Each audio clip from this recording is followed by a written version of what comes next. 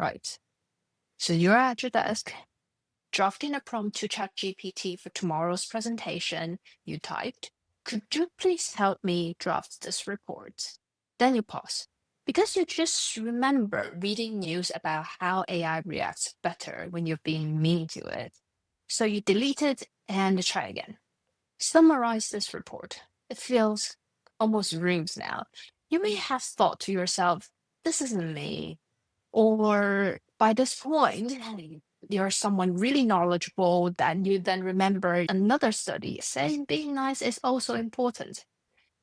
So you decided to add please back into your sentence and hit send. So now you may wonder, does any of this really matter? The answer is yes and no, just not in the way you think. Welcome to Second Order Thinkers. I'm Jing Hu, and it's about to get interesting. You've probably seen the headlines. Being rude to AI improves accuracy. Maybe you even tried it, deleting please from your prompt because some article said it works better. Here's what actually happened.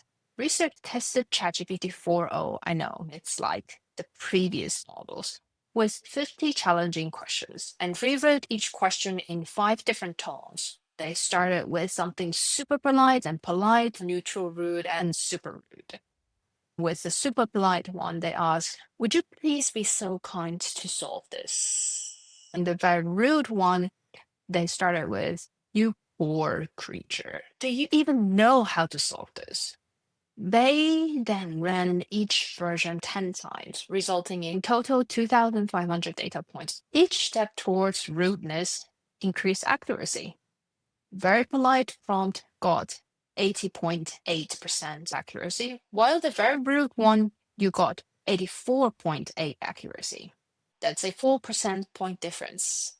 But here's what the headline didn't tell you. That 4% equals to 2 extra correct answers out of 50 questions.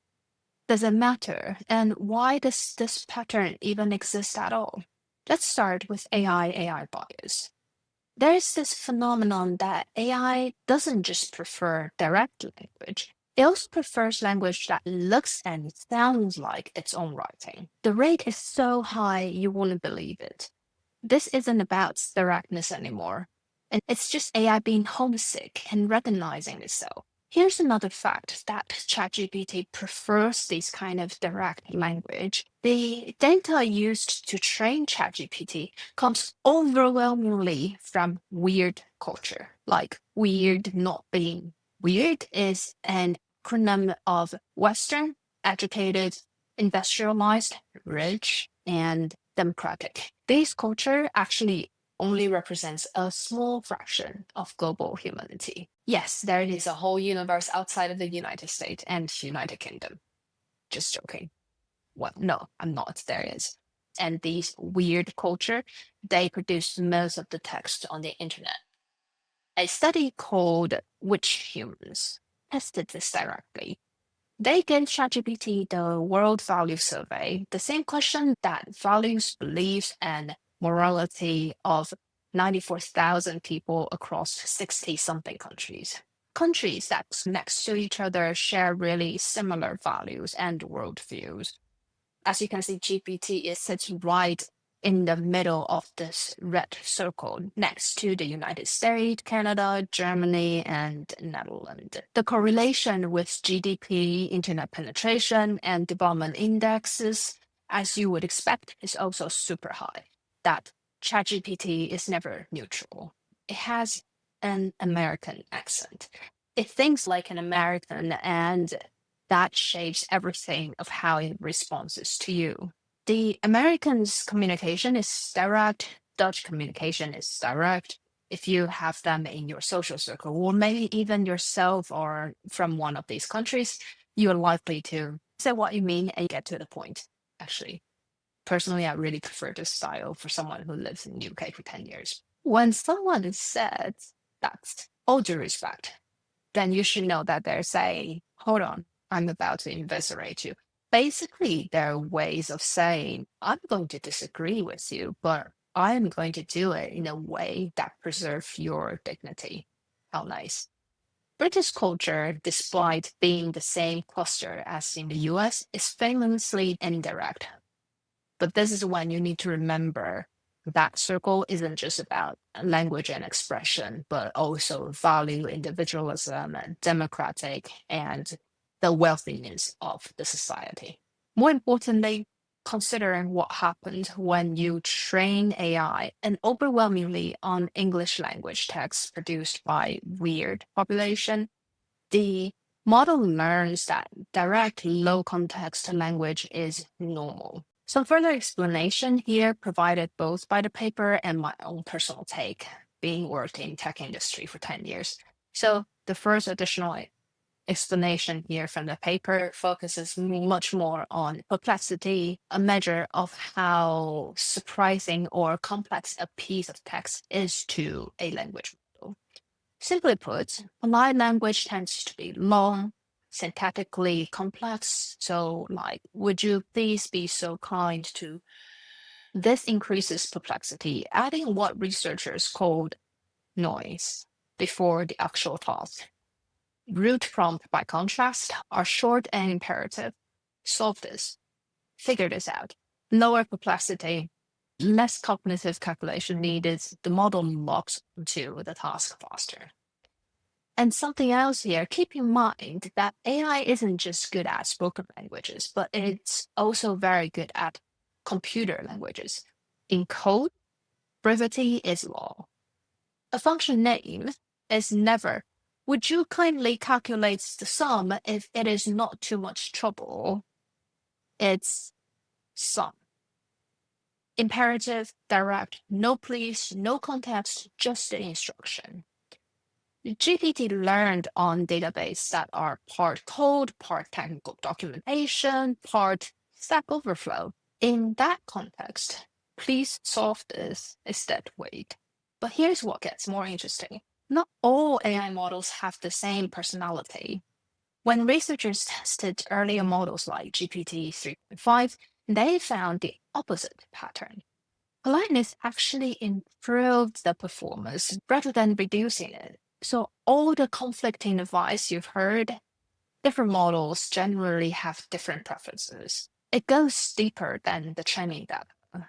When researchers gave AI model personality tests like the Myers-Briggs assessment, the MBTI 116 personality, if that's a term you're more familiar with, each model scored completely different. ChatGPT has one personality type, where Claude has another, Gemini has a third. So here's a question that you should ask. Which one matches your communication style? Because if you're analytical and systems focused, one AI will feel more natural to you than the other. If you're more intuitive and relationship focused, a different model will give you better results. If you're strategic and direct, you might prefer a third one. This article, the video based on, I actually also break down the model's personalities, what that means for how they process information, and more importantly, how to identify which AI matches the way you actually think and work. Why does this matter? Because AI learned that direct, low context language is normal. So if you're from a non-weird culture and you're interacting with ChatGPT daily, you might slowly adopt towards the style that AI prefers. And this doesn't say just contains to prompt. More social media posts are now AI generated. More ads are AI written. So even if you resist change your communication style, you're just surrounded by this pattern everywhere. And here's the real concern. When AI performs better with directness, even just 2 questions out of 50, it creates an incentive structure. Over time, that changes how we email our colleagues, how we teach our children, how we document our world. We're looking at a future where only one communication style is valued. And it's the style that culture really dominates the global technology. Now, here's what you should do when you interact with AI. First off, don't be rude. Not because AI has feelings, it doesn't, but because the habits you form with AI will shape how you communicate with people around you.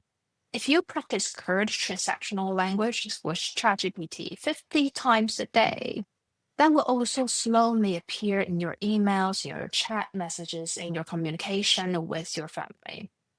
The 2 out of 50 accuracy gain really isn't worth the cost. Instead, get clear, specific instructions, but don't feel guilty just because you say please to ChatGPT. There's also a tiny cognitive test in the article. 3 words, pick which two goes together. Your answer will reveal whether you think analytically or holistically. Most people aren't aware it is important to choose the right tools that match with how their brain works. The full article is on my Substack, Second Order Thinkers, link in the description. And if you want more analysis like this, that actually looks at the research itself instead of just repeating the media headline, subscribe to this channel. I'm Jinhu. Thanks for watching.